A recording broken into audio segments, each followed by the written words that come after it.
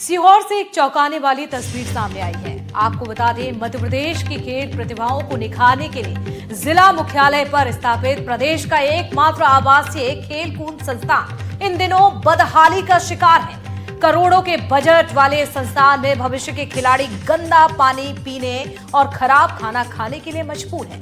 हालात इतने गंभीर हैं कि यहाँ के हालात की तुलना कोठरी स्थित वीआईटी कॉलेज कांड से भी की जाने लगी है।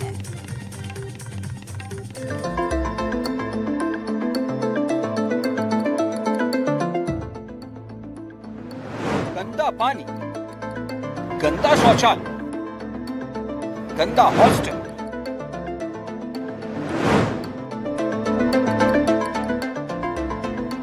ये तस्वीर सीहोर में मौजूद मध्य प्रदेश के एकमात्र आवासीय खेलकूद संस्थान की है, जो इन दिनों अपनी बदहाली के आंसू रो रहा है। सुविधाओं के नाम पर करोड़ों के बजट वाले इस संस्थान में भविष्य के खिलाड़ियों को ना तो ढंग का खाना मिलता है और ना पीने के लिए साफ पानी। प्रदेश की खेल प्रतिभाओं को तराशने के मकसद से बनाए गए इस हॉस्टल में वाटर कूलर तो लगा है, लेकिन वो सालों से खराब है। मजबूरी में छात्र सीधे पानी की टंकी से पानी पीते हैं, जिनकी सफाई भी सालों से नहीं हुई है।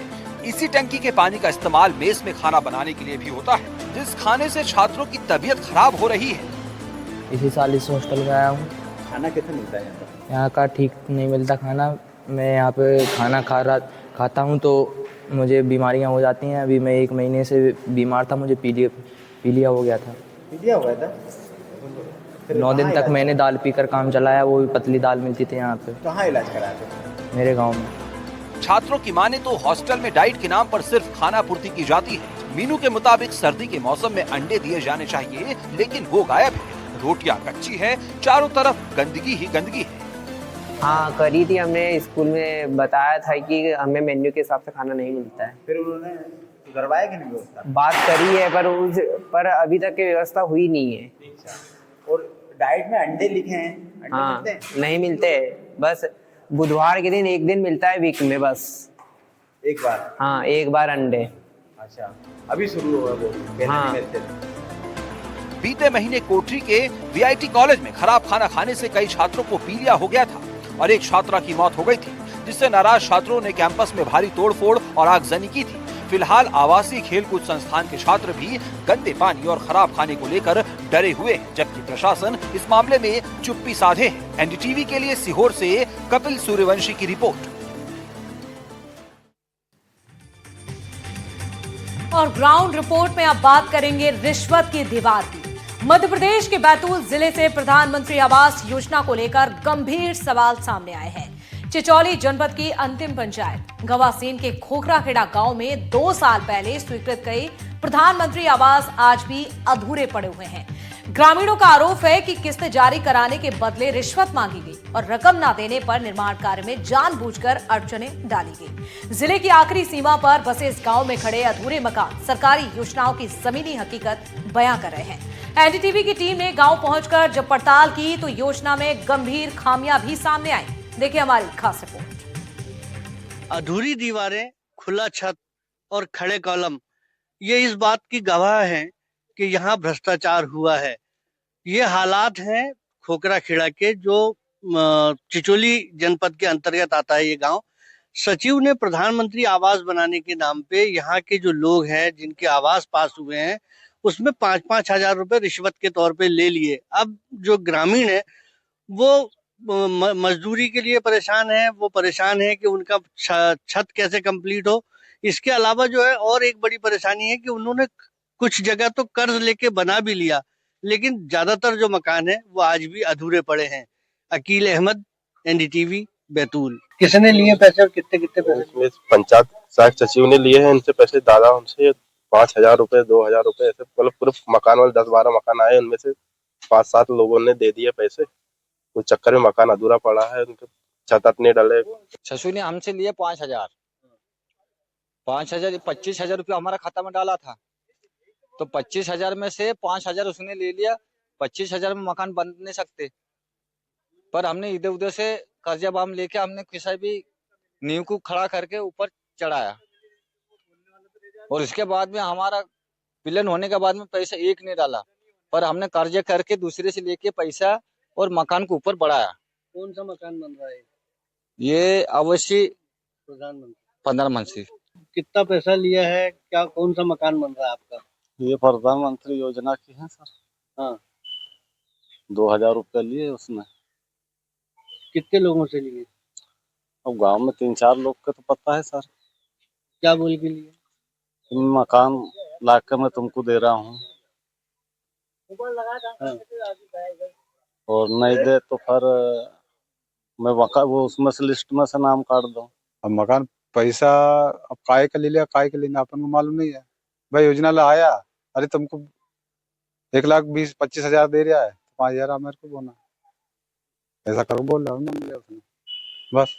अब मजदूरी का पैसा? मजदूरी का पैसा भी डल गया कि खाता में था ही नहीं अपना।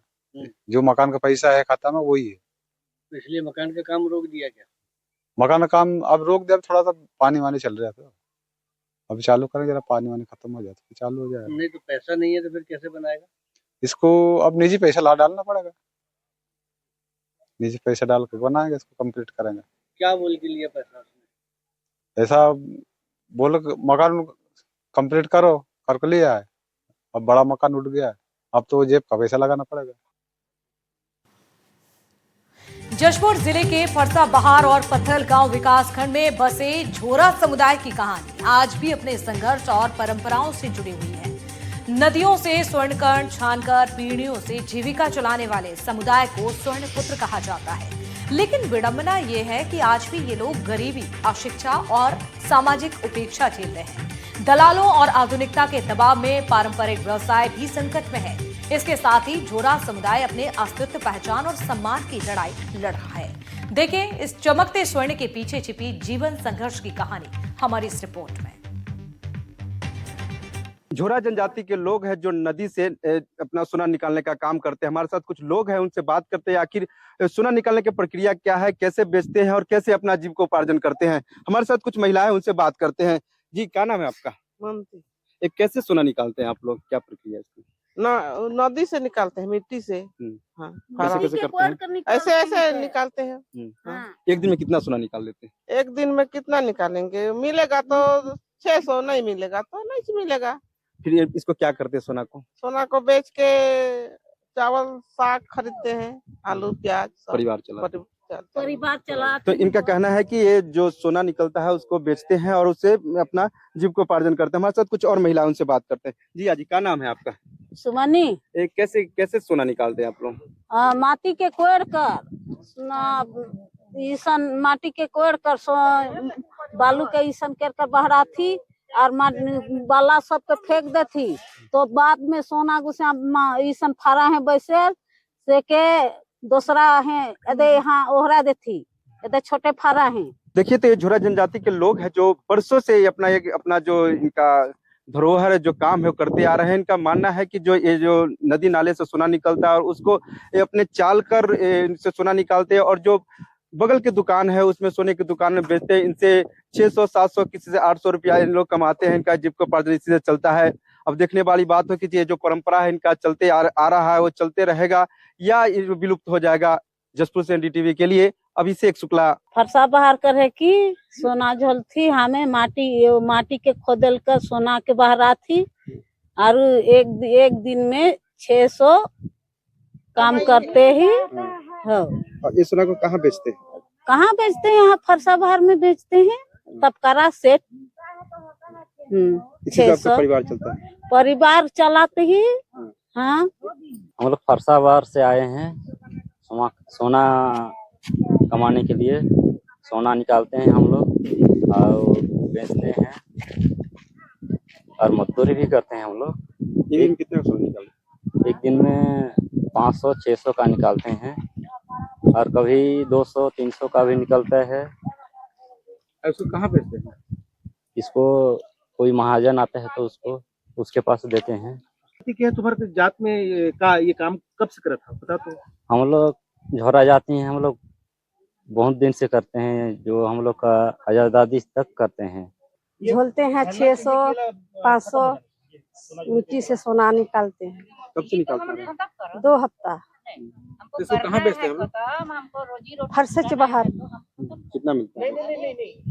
एक धान एक खड़सी। इससे आपका परिवार चलता है? हाँ चलता है परिवार। हम लोग सोना निकालते हैं, वो फरसा बाहर के हैं और यहाँ सोना निकालने आए हैं नदी में, और हम लोग का परिवार इसी में चलता है।